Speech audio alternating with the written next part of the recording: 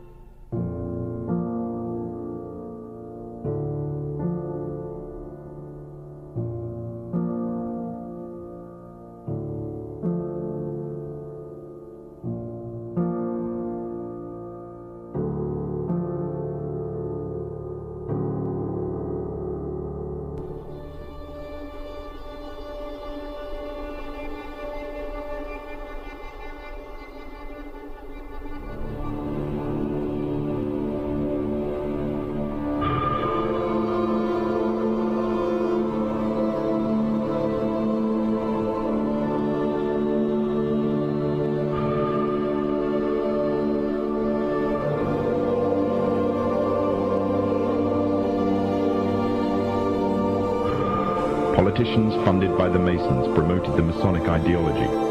The secret lodges of the Masons were open to members of the French army. High-ranking officers and generals were indoctrinated to the Freemasons' way of thinking.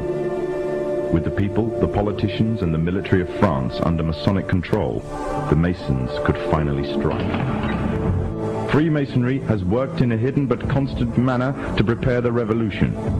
We are then in complete agreement that Freemasonry was the only author of the revolution, and the applause which I receive from the left, and to which I am little accustomed, proves, gentlemen, that you acknowledge with me that it was Masonry which made the French Revolution.